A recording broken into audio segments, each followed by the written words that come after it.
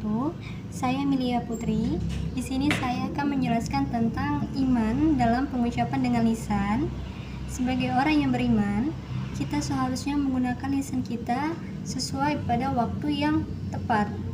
Dalam artian, seseorang akan terlihat bagaimana keimanannya dengan apa yang dia ucapkan. Maka dari itu, kita seharusnya memilih kata yang tepat sebelum kita mengucapkan hal tersebut.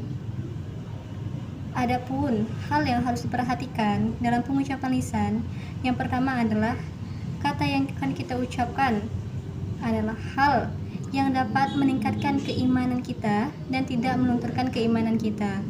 Seperti meningkatkan keimanan kita yaitu dengan mengucapkan 2 kalimat syahadat, yaitu akan menambah keimanan kita karena kita akan semakin yakin dan percaya hanya kepada Allah lah kita bersembah dan beribadah.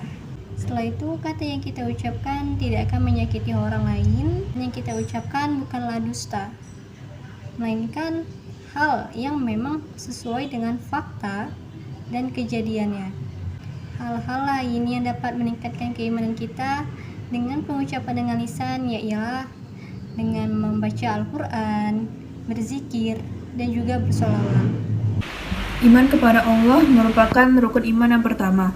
Tanpa Allah kita bukanlah apa-apa. Tanpa Allah kita tidak akan ada di dunia ini. Iman berarti yakin atau percaya. Contoh rukun iman yang pertama yaitu percaya bahwa Allah itu esa, taat akan perintah Allah dan jauhi larangan Allah, melaksanakan sholat 5 waktu tepat pada waktunya, berbakti kepada ayah dan bunda dan melakukan segala amal kebaikan yang lainnya sesuai dengan perintah Allah. Percaya Allah yang menciptakan hal yang ada di langit dan di bumi, mengetahui dan mempelajari asma-asma Allah. Yang kedua, iman kepada malaikat. Yang kita ketahui ada 10 malaikat yang kita imani, tapi hanya Allah yang mengetahui karena Dia yang menciptakan malaikat dari nur atau cahaya. Contoh rukun iman kepada malaikat. Malaikat adalah makhluk Allah yang tidak pernah mendurhakainya. Mereka selalu menaati perintah Allah. Caranya yaitu percaya bahwa malaikat adalah salah satu ciptaan Allah, percaya bahwa ada malaikat yang memantau dan mencatat tindakan manusia. Jadi selalu lakukan yang baik dan hindari tindakan yang buruk. Selalu ingat dan tiru sikap malaikat yang taat kepada Allah. Apapun yang diperintahkan Allah harus kita patuhi.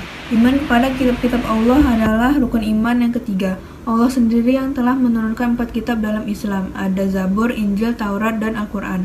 Membaca Al-Quran, menghafalnya, dan mengamalkannya dalam kehidupan kita adalah beberapa contoh dari rukun iman yang ketiga ini.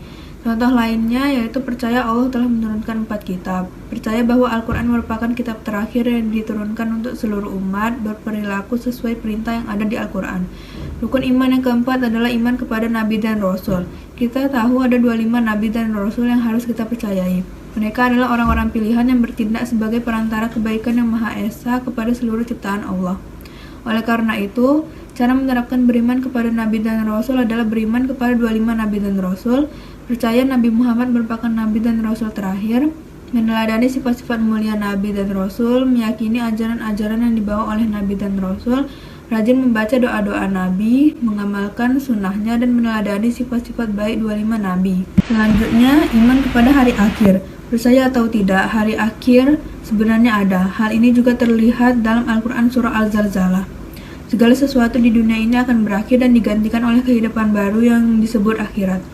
Cara menerapkan beriman kepada hari kiamat di kehidupan sehari-hari yaitu selalu bersiap dengan akhir hidupmu dengan banyak melakukan amal soleh, menghindari perbuatan dosa, percaya akan tanda-tanda hari kiamat, meyakini bahwa hari kiamat akan benar terjadi.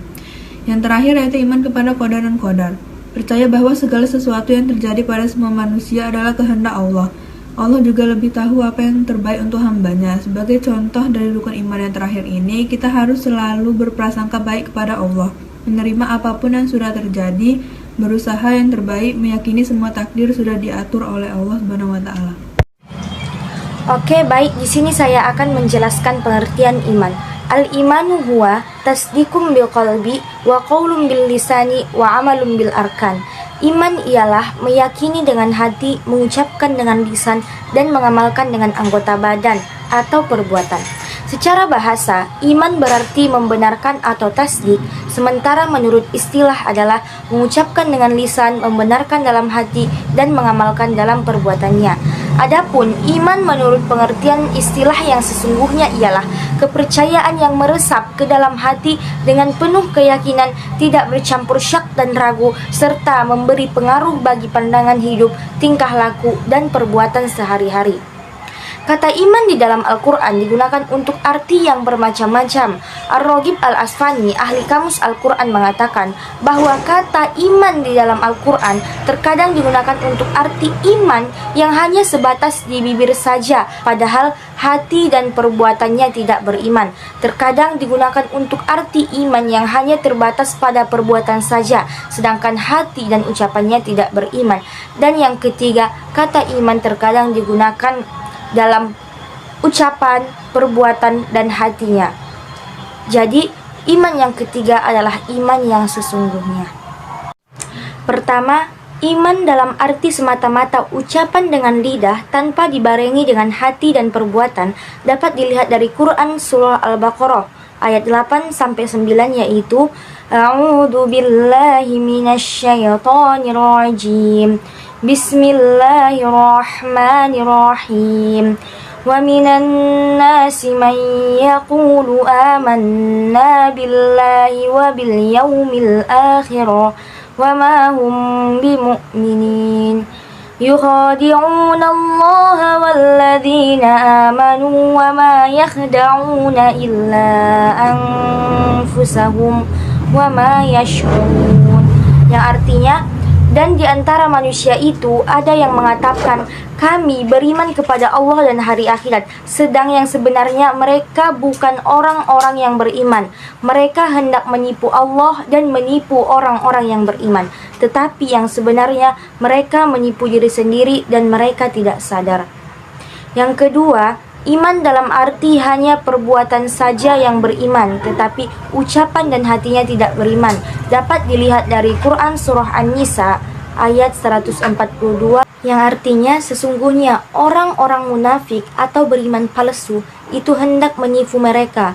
Apabila mereka berdiri mengerjakan sembahyang, mereka berdiri dengan malas. Mereka ria atau mengambil muka kepada manusia dan tiada mengingat Allah melainkan sedikit sekali. Yang ketiga, iman dalam arti yang ketiga, tasdiqum bil qalbi wa amalum bil arkan. Terdapat dalam Al-Quran yang artinya, dan orang-orang yang beriman kepada Allah dan Rasul-Nya, mereka itu adalah orang-orang yang siddiqin. Berdasarkan informasi ayat-ayat tersebut, dapat diketahui bahwa di dalam Al-Quran, kata iman digunakan untuk 3 arti, yaitu iman yang hanya sebatas pada ucapan,